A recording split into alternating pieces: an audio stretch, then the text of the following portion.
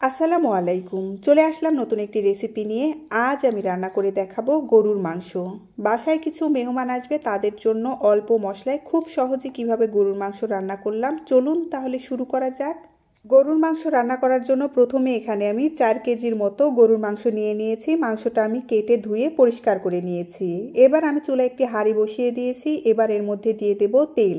তেল হালকা একটু গরম হয়ে গেলে এর মধ্যে দিয়ে দেব পেঁয়াজ কুচি, দিয়ে দেব কাঁচামরিচ, দিয়ে দেব অল্প পরিমাণে গোটা জিরে।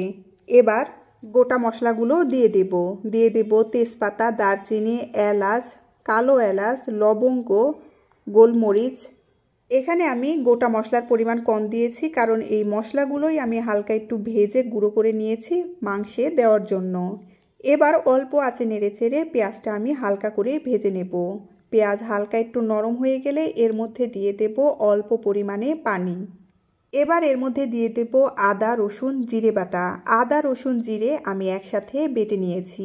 দিয়ে দেব হলুদ গুঁড়ো, মরিচের গুঁড়োর পরিমাণ একটু বেশি দিতে হবে, কারণ মাংসটা ঝালঝাল হলেই খেতে ভালো লাগবে। দিয়ে দেব স্বাদ অনুযায়ী লবণ, দিয়ে দেব গরম মশলা গুঁড়ো। এবার নেড়েচেড়ে পানির সাথে মশলাটা খুব ভালোভাবে মিশিয়ে নেব। মশলাটা ভালো মতো কষিয়ে নিতে হবে।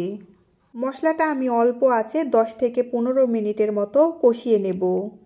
মশলা কষানো ভালো হলে মাংসটা রান্নাও হবে ভালো, আর মাংসটা খেতেও কিন্তু ভালো লাগবে। দেখুন ওপর দিয়ে তেল ছেড়ে দিয়েছে, মশলা কষানো হয়ে গেছে। এবার এর মধ্যে গরুর মাংসগুলো দিয়ে দেব। এভাবে অল্প মশলা দিয়ে মশলাটা খুব ভালোভাবে কষিয়ে মাংসটা রান্না করে খেয়ে দেখবেন, মাংসটা খেতে কিন্তু দুর্দান্ত লাগে। এবার নেড়েচেড়ে মাংসের সাথে মশলাটা খুব ভালোভাবে মিশিয়ে নেব। মাংসে আমি কোনো প্রকারের পানি ব্যবহার করব না। মাংস থেকে যে পানিটা বের হবে সেই পানি দিয়েই কিন্তু মাংস কষানো হয়ে যাবে। এবার ঢাকনা দিয়ে ঢেকে অল্প আঁচে কিছুক্ষণের জন্য রান্না করে নেব। ঢাকনা উঠিয়ে মাঝে মাঝে নেড়ে দিতে হবে, না হলে নিচে লেগে ধরবে। এভাবে অল্প আঁচে ঢাকনা দিয়ে ঢেকে মাংসটা 40 থেকে 50 মিনিটের মতো কষিয়ে নিতে হবে।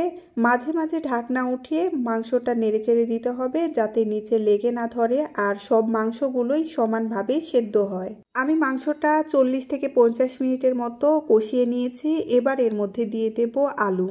আবারও সব কিছু নেড়েচেড়ে দিয়ে ঢাকনা দিয়ে ঢেকে আলু আর মাংসটা আবারও ভালো মতো কষিয়ে নেব। আমি মাংস আর আলু আরও 20 মিনিটের মতো কষিয়ে নিয়েছি। দেখুন মাংসের মধ্যে পানি অনেকটাই শুকিয়ে এসেছে। এবার এর মধ্যে ঝোলের জন্য দিয়ে দেব গরম পানি। মাংসে আমি ঝোলের পরিমাণ কম রাখবো, তাই পানির পরিমাণও কম দেব। আপনারা যদি ঝোলের পরিমাণ বেশি রাখতে চান তবে পানিটা একটু বাড়িয়ে দেবেন। আবারও সব কিছু নেড়েচেড়ে পানির সাথে ভালো মতো মিশিয়ে নেব। এবার ঢাকনা দিয়ে ঢেকে অল্প আঁচে আরও 15-20 মিনিটের মতো রান্না করে নেব।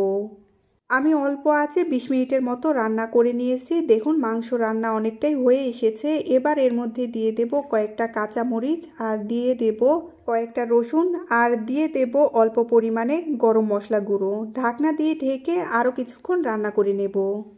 আমি অল্প আঁচে ঢাকনা দিয়ে ঢেকে আরও কিছুক্ষণ রান্না করে নিয়েছি। এই পর্যায়ে নেড়েচেড়ে দিয়ে চুলাটা বন্ধ করে দেব। এভাবে গরুর মাংস রান্না করলে খুব সহজে মাংসটা রান্না করা যায়, আর খেতেও কিন্তু দুর্দান্ত লাগে। তৈরি হয়ে গেল খুব সহজে অল্প মশলায় গরুর মাংসের রেসিপি। আপনারা বাড়িতে অবশ্যই ট্রাই করে দেখবেন। এভাবে কাউকে মাংস রান্না করে খাওয়ালে সে কিন্তু আপনার রান্নার ভক্ত হয়ে যাবে। এতক্ষণ পাশে থাকার জন্য ধন্যবাদ সবাইকে।